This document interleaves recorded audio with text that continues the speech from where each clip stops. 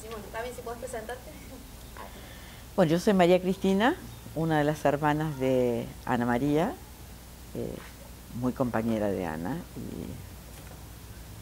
Y, bueno, vivo en el sur, muy lejos de Córdoba. A veces eso me ha mantenido un poco distante físicamente de las actividades o de las búsquedas acá, pero siempre en una comunicación permanentemente con Tito y bueno, sobre este tema específicamente.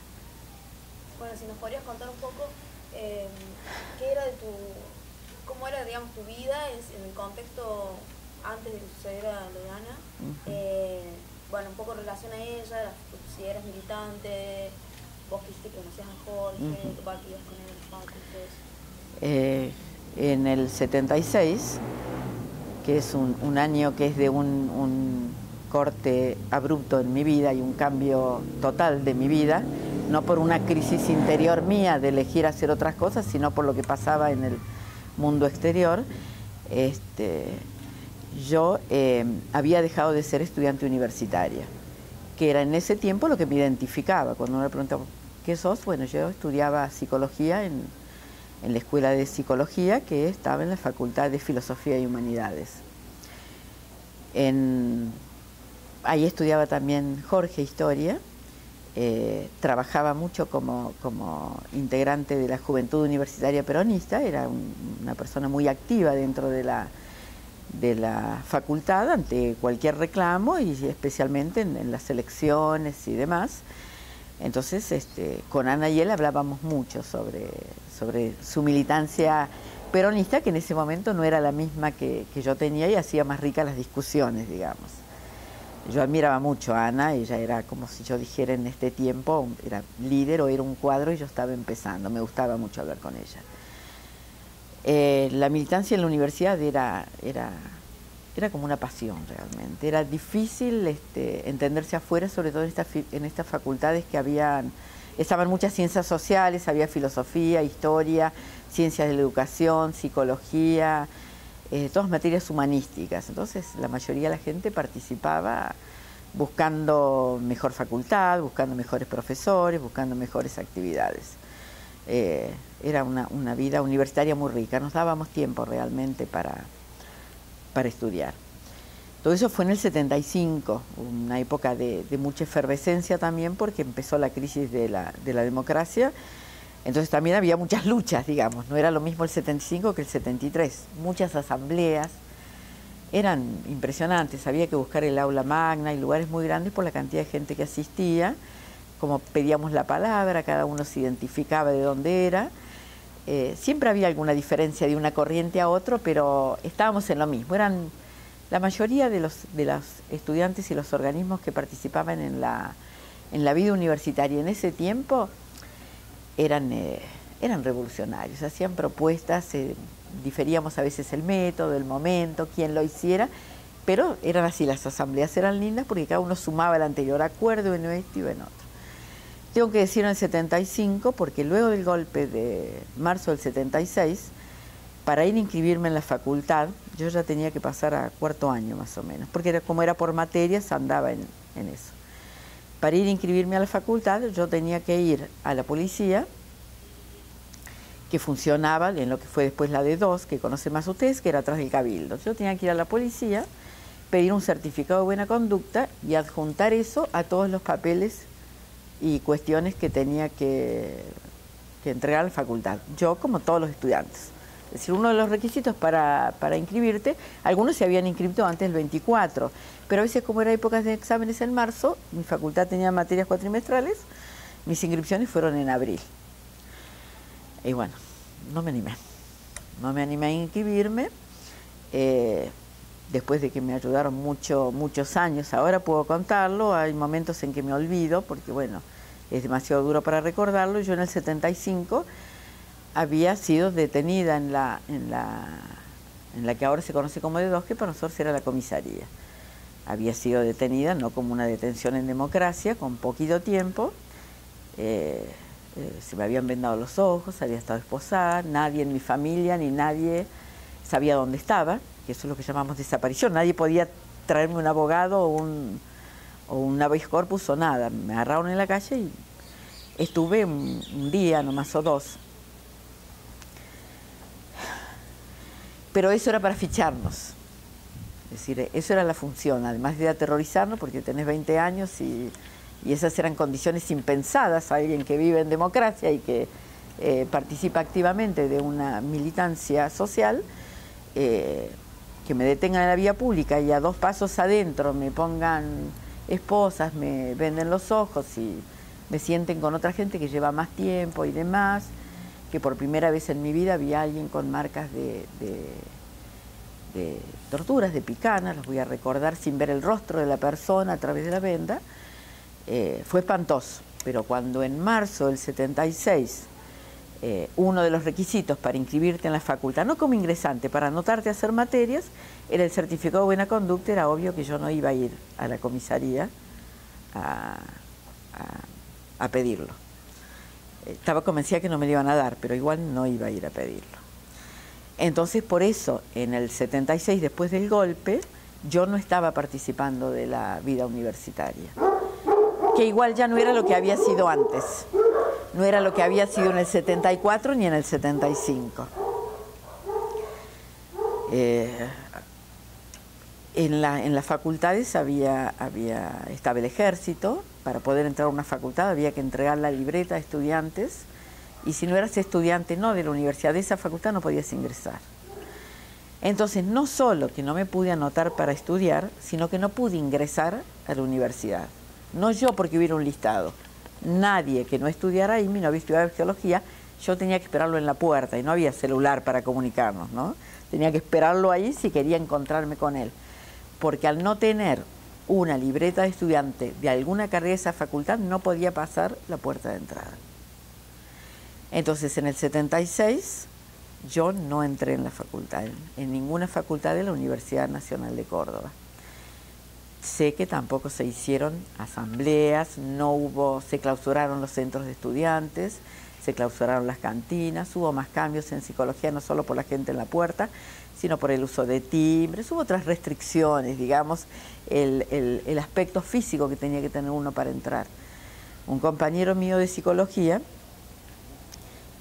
Carlitos, que después se exilió en México, él buscó los certificados estos de buena conducta porque tenía para lo que era lo que esperaban el Estado militarizado que vivíamos en Córdoba. Él tenía el certificado de buena conducta, pero cuando fue a entrar a la facultad, estaba inscripto, no le permitieron por su aspecto personal.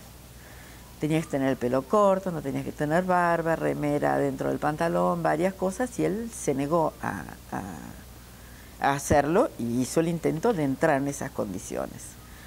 No solo que fue detenido, sino que se le formó un consejo de guerra, sin derecho a defensa de buscar él sus propios abogados. Los consejos de guerras es este abogado te acusa, este otro abogado militar te defiende, y fue condenado por desacato a la autoridad, ¿no? Una condena de un consejo de guerra a un estudiante universitario por querer entrar como entrar en democracia cualquier estudiante universitario, digamos, porque no era una presentación inadecuada al lugar, no es que se fue de malla y ojota, se fue de jeans, pelo largo sobre todo. Así que esa es mi experiencia del 76, de lo que fue mi experiencia universitaria del 76. Nada que ver a las anteriores y nada que ver a las de ahora, que se parecen más a las anteriores. Lo único que yo recuerdo mucho de todos los militantes universitarios, que teníamos una gran lucha por mejorar las condiciones de la universidad. No porque estuvieran del todo malos, uno siempre quiere algo mejor, qué sé yo, o desdoblar una cátedra, o había muy buenas cátedras, muy buenos profesores y muy buenas cosas, tanto que yo tuve que romper casi todo el material que aprendí en la facultad después del golpe, sino por mejorar cosas. Pero todos los militantes universitarios, era una época de revoluciones en América también, no solo trabajaban en la universidad, es decir, lo que querían era que todos pudiéramos llegar a la universidad, también el hijo del obrero, también el que vivía en la villa. Entonces se completaba ese trabajo de militancia con también apoyatura en otros sectores para que todos pudieran acceder a la universidad. ¿Se entiende? Aunque lo prioritario era la educación. Para que tengan educación todos teníamos que ir a ver también por qué algunos no llegaban hasta la universidad. Entonces se trabajaba mucho en la universidad y en los barrios también. Y bueno, vos que decís que son... un segundo, ¿podrías correrte la cadenita por las dudas? Que no toque el micrófono. Mira, mira. Bueno, que contabas que eras muy compañera de Ana. Sí. Y bueno, las charlas que tenías con ella, las charlas de militante como hermana, como familia, ¿qué es lo que, en qué ella estaba, cuál era su trabajo, cuáles eran sus objetivos y su situación en ese momento? Sí, sí. Bueno, ella era militante de la Juventud Universitaria Peronista. Ella era parte del peronismo, que en ese tiempo lo definía no como partido, sino como movimiento peronista. Me daba muchas charlas sobre eso, ¿no? Para sumar ahí. Me sabía marcar la diferencia, me sabía decir que al ser un movimiento peronista estaba más abierto a ir evolucionando de acuerdo al contexto histórico y a ir pudiendo hacer alianzas con otros sectores, y en este momento podíamos trabajar juntos en la universidad con otro sector que aunque no compartieran las cuestiones partidarias, igual estaban en el mismo movimiento. El movimiento era una revolución en Latinoamérica, que era semejante a las que se estaban dando en el resto del mundo. Parecía que en América el que marcaba el liderazgo, que hubiera nacido en otros países, por ahí hubiera tenido, había que contextualizarlo además en Argentina y en América, que lo lideraba el peronismo, que un poco decía del peronismo era la soberanía política, independencia económica y justicia social. Ese era el eslogan de ellos.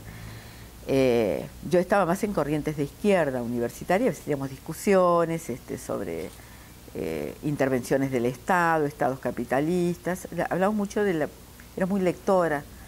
Hay cosas que yo a veces no las fui entendiendo después. Me hablaba de Cook y de un montón de libros que yo en realidad no había leído. Yo había leído más había leído algo de la Revolución Cubana, del Che por El Hombre Nuevo, que es interesante aún ahora porque él planteaba un cambio en los valores de la sociedad.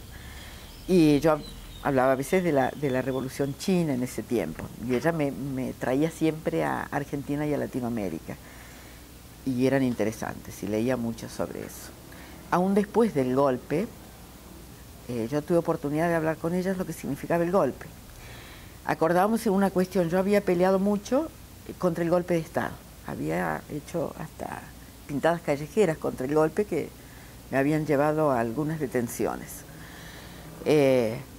No desde el peronismo, digamos. También me habían diferenciado en ese momento porque fue una época de Isabel y de López Rega, y ahí yo no compartía esta defensa tan ultrajante a todo esto, pero sí que tenía claro que era la democracia. Ella creía que este tiempo estaba había empezado con tanta violencia hacia todo el movimiento juvenil revolucionario, que no se iba a poder llegar a un mundo mejor si no hacíamos un cambio. Y ahí discutíamos. Después del golpe volvimos a hablar, entonces yo le decía, bueno, dice, acordate lo del movimiento, había parte que nos unían, yo no es que esperaba un golpe. Es más, dice, este va a ser uno de los golpes más sanguinarios de Argentina. Podría relatar el living de la casa donde vivíamos en Argüello, y me dice, y se quedó corto. 5.000 por lo menos van a desaparecer. Y pensar que son 5.000 líderes. Vamos a tener que volver a trabajar mucho para recuperar todos los avances de la revolución. En esa vez no estaba Jorge. En algún momento, la familia, sobre todo de Jorge, tenía mucho dinero, y a partir de esto, bueno, a lo mejor tenés que cuidarte un poco más, Ana. Yo me estaba cuidando más. Me había distanciado un poco entre que había empezado a acercarme acá al peronismo y haber dejado, y más temerosa que ella, o primaba mucho mi instinto de supervivencia. Yo me había apartado no en mis ideas, nunca las cambié, ¿no? De un mundo mejor, y por suerte esta democracia me ha dado una oportunidad de volver a manifestarlas. Pero sí me había apartado de mis actividades y de la gente con la que yo compartía. No fui a la facultad. Ella no se apartaba, y entonces le digo, ¿por qué no buscas otra alternativa? Te cuidas un tiempo. Me acuerdo que a veces había, no sé si existe todavía y no sé quién era, que decía, bueno, caballo que huye sigue para otra batalla, o algo parecido a eso. Le digo, a lo mejor es un tiempo de que se vayan Ana, vos y Jorge, porque yo sabía que ella era líder en lo suyo, y Jorge podía, la familia de Jorge, y ella me dice, la familia de Jorge nos habló de Europa. Y me dice, ¿vos me conocés, María? No podría estar hablando acá con vos y pensar a eso. A lo mejor visto ahora, yo comprendo los que se exiliaron, ¿tá? No estoy criticando el exilio de nadie, yo hubiera sido una de ellas. Estoy hablando, tratando de decir que ella sabía en el 76 de la dictadura que teníamos. Ella sabía que había compañeros suyos que habían caído. Ella sabía que había compañeros suyos que estaban en centros clandestinos. Pero bueno, siguió dando batallas. Y me duele pensar que los jóvenes, la vida es eterna, pueden todo y demás. Y cuando ella me lo decía, yo no pensaba que ella contaba que le podía hacer a ella, sino por eso digo que no se malentienda. Por suerte algunos se exilaron y nos están ayudando en esto. Era como decir, qué sanguinario es esto que tenemos que pelear, que tenemos que seguir sacando volantes, haciendo cosas, porque si no, esto va a ser de terror. Quería parar esto. Así que sabía los tiempos que estaba viviendo Ana. Y el día ese, que si sabes un poco de la historia, o no sé si estabas enterada, o si después sabías que iban a desenterrar, No. Hay algunas cuestiones de lo que sucedió ese día, porque las encontraron, que las supe recién en el 82, en 1982. Ese día yo trabajaba cuidando niños porque no había ido a la facultad, y eran tiempos que o trabajábamos o estudiábamos y seguíamos. No me iba a quedar sin hacer nada, y bueno, no tenía títulos o opciones de trabajos fijos, pero tenía trabajos cuidando niños bastante permanentes, no los fines de semana, sino diariamente. Tenía algunos lunes, miércoles y viernes y demás. Iba mucho a la casa de mi novio, en ese tiempo estaban mis suegros, y también iba a mi casa, digamos. Era como tenía varios lugares que andaba donde trabajaba a la mañana. Generalmente de lunes a viernes me quedaba ahí porque era muy distante, iba los fines de semana a casa. El fin de semana anterior la había visto Ana. El día 2 de junio, después de que vuelvo de trabajar, era más o menos a la tarde, era después del almuerzo, y entre los colectivos y demás, trabajaba por el Poeta Lugones. Llegó a la tarde al departamento donde estaba mi novio, y mis suegros estaban ahí. No viven habitualmente ahí porque viven en el campo, por eso tenían un departamento, pero venían mucho ahí. Venían al médico, venían a hacer compras, venían a ver a su hijo. Y cuando abro la puerta del departamento, mis suegros estaban en la cocina, los dos estaban parados, me parece que estaban esperando, que esa era la hora que yo habitualmente llegaba, y se acerca Luisa a abrirme la puerta, que yo abrí con mi llave, no estaba con llave porque yo había entrado por el portero, y lo veo en la puerta y un rostro terrible. Yo le pregunté qué pasó. No alcancé primero a decirme. Yo soy la que le pregunto, ¿qué pasó? Mato, le su sobrenombre. ¿Qué pasó? ¿Qué pasó? Decime. La mataron a tu hermana.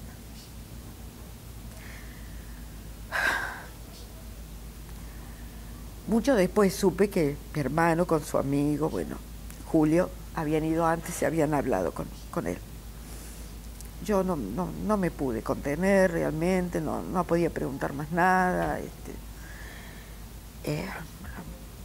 Yo creo que sí vivo muchos años, aún la última vez que hablé sobre Ana, el dolor está igual.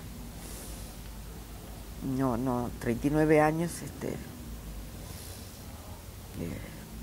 y después serán 40 o 50, así que ya me va a pasar, pero me pasa siempre que hablo de ella.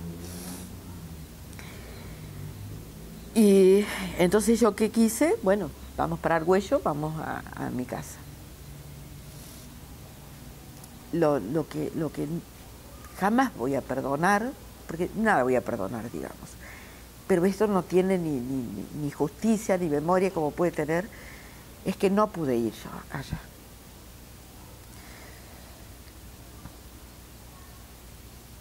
Me buscaban a mí una de mis hermanas, y mi papá después llama, y a partir de mi hermano también había dicho que no fuéramos.